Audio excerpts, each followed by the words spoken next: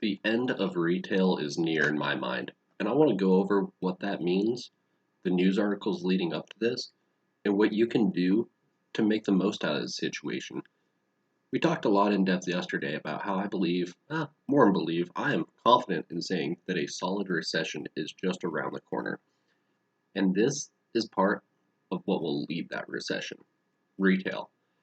Now, going today, I'm going to largely be talking about clothing companies because I think that's going to be what's most largely affected. But there's all sorts of other companies. There's home goods, there's bookstores, there's even pet stores.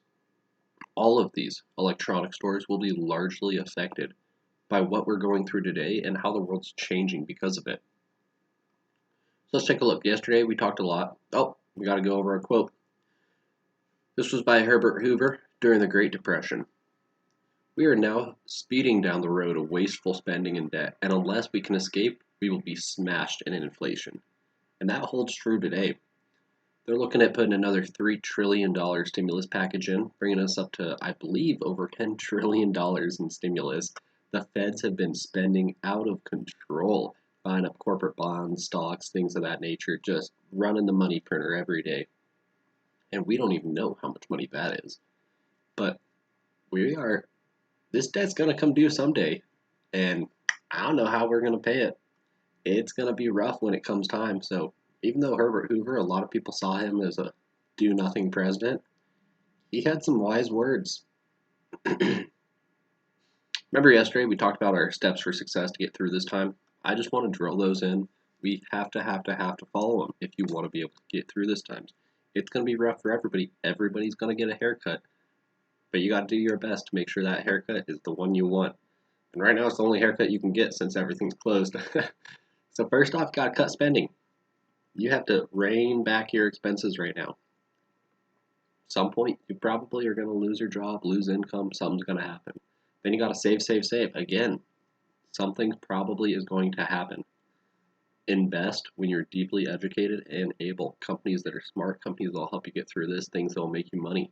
We have to be totally educated in what we buy before we do it right now, because it's a quick way to lose a lot of money. Help others when able. You have neighbors that need help. You have family that needs help. It's not just financial. And when you're able to do that, we should. And lastly, we want to be educators. We want to help others get through this time, right? Nobody wants to be down this road alone, because if everybody does good, we all get through it easier. So these are some of the news articles from today. JCPenney makes the $17 million interest payment as it explores bankruptcy as soon as today, I believe, Friday, today. Nordstrom permanently closed 16 stores. Each one of those stores, by the way, had over 100 people employed at each of them. That's 1,600 people now not employed. America retail completely collapsed in April. News report came out. We'll talk about it here in a little bit. Down, I believe, a little over 16% in April. That's crazy. Almost 20% of your income just wiped out at every single retail store, except online.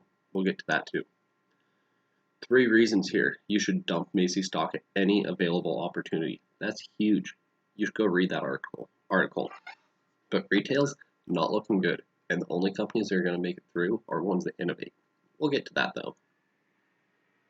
But what does this remind you of, seeing all these news articles about debt, about closings, about companies collapsing? What does this remind you of? To me, the answer is obvious: Toys R Us.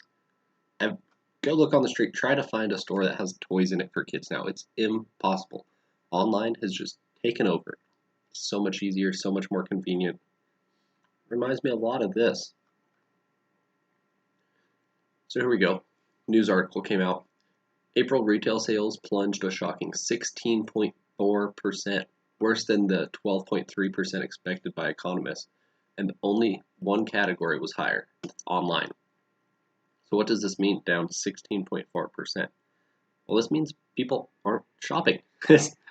People are trying to cut expenses, people are trying to save, people are trying to be smart, right? But could also lead to a recession, because when things do open up, you think these stores are just going to hire everybody back immediately if sales are down? No, that's bad business. You just went a couple months without making an income. You're going to try to squeeze every single cost out that you can. And a huge one of that is labor. So in my opinion, brick and mortar stores will never be the same. Period. That's the extent of it. People don't want to go out in public. It's going to be a long time till people feel safe, and they're just never going to be what they once were. Companies need to innovate or die. We talked about this, and we'll talk about it a little bit more later. Companies need to come up with new ways. Let's look. I really think Kohl's is doing a great thing through all this. They're doing curbside, they're doing online delivery, they're doing everything they can do to make the process as smooth as possible for people that still need to get clothes and need to get home goods and need to get all of this stuff that Kohl's provides. And companies need to innovate like that, and they need to come up with good ways to get their product out the doors, or they're not going to get any product out the doors. And how fast will this come back? We don't know. I mean, when sales are down 16.4%, you're not going to bring back all your staff. And people right now are still scared of what's going around. So even if things open back up, the likelihood of everybody just rushing out and going to the stores is pretty slim. I know I'm not going to unless I need to. And online shopping, is it the new normal? I think pretty much. I think a lot of clothes that people usually buy at your regular home goods stores are just going to be bought online. All your lounge around the house clothes, your just weekend clothes, tennis shoes, things like that, you're going to be buying on Amazon now. But I think that brick and mortar stores still do have a spot for fancier clothes because people want to try that on before they just go buy a $150 pair of jeans. And who will take over in this power vacuum? We saw earlier on the reports. JCPenney's think about closing down altogether, bankruptcy. Nordstrom's closed down 16 of its stores. And Macy's, you're getting reports that you need to just get it gone while the getting's still somewhat good. So who will take over in this power vacuum with stores just closing around left and right? And not to even mention all the boutique stores that are going to be closing, just little local stores. And my vote is online and companies that can partner with online. Like Amazon. This is all a win for them. When other companies go out, they can take over. It's now easier and more convenient and safer to buy online. And with Amazon 1-2 day deliveries and free returns through Kohl's, why wouldn't you buy on Amazon if you know what you want? But who else will this affect? Well, you got property investors. These corporate buildings are now going vacant. That's going to affect them huge. You got shipping companies. Amazon's doing its own shipping. They are their shipping company for a large part. You don't have all these trucks going every single day from a facility to the Kohl's, to the Walmart, to the whatever, if people are just getting it through Amazon. You have landscapers and maintenance. When you have 10 people in this mall instead of 10,000 people in this mall, a lot less needs to be maintained. And when stores close down, they aren't maintaining anything. They aren't hiring the landscapers. They aren't hiring the cleaners. The place doesn't need to stay nice. And you got malls. Malls are going to be affected huge by this. I don't think anybody in their right mind is going to want to go to a mall anytime soon after this. And companies going under, it's going to make malls vacant. It's going to change the face of malls. And retail workers. These workers aren't going to be hired back immediately when things open up. With sales down as large as they are, there's no need, there's no point. It's bad business to bring every single one of your workers that you laid off back. And retail is blatantly just inefficient. So even if, this power vacuum works out to where Amazon gets it, Amazon is more efficient than retail. So there's still going to be less workers needed for the product sold. Retail workers, they might have some hard times. But who will benefit from all this? Well, Amazon. Amazon turns malls into a warehouse, changing America's community landscapes. This is huge news. Amazon's going to benefit so many reasons from this. They have people now buying from Amazon for all their product. Amazon has, in the past, bought malls to just turn it into a distribution facility. Amazon does its own shipping that's now going to grow. Amazon's going to be a huge player in this. But there's another one, too. U-Haul.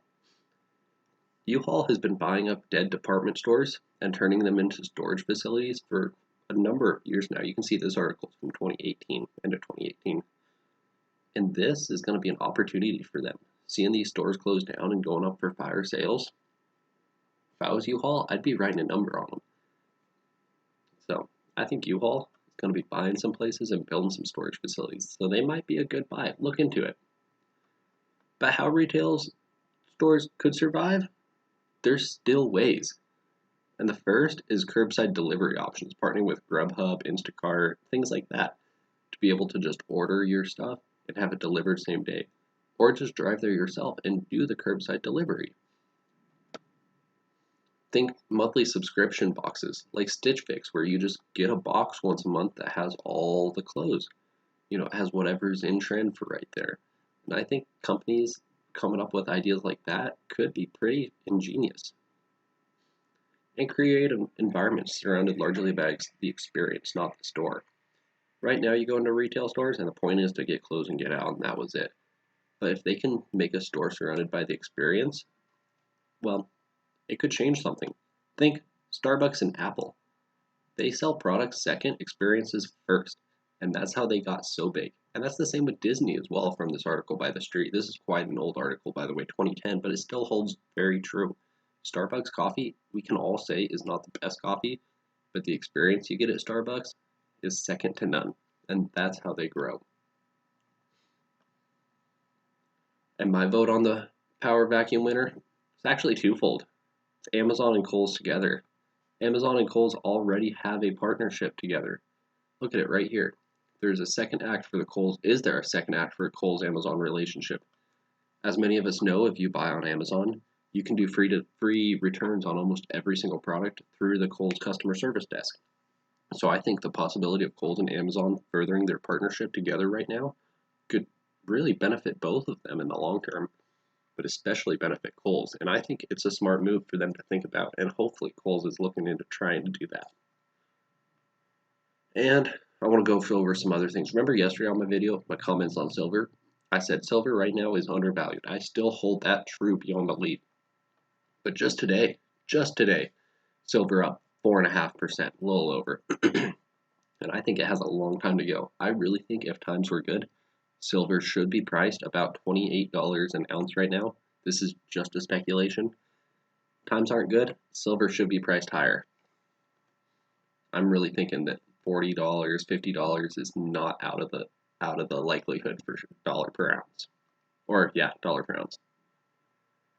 And that's it. That's all I wanted to go over. But remember this, guys. The retail is over. Retail will be changed forever.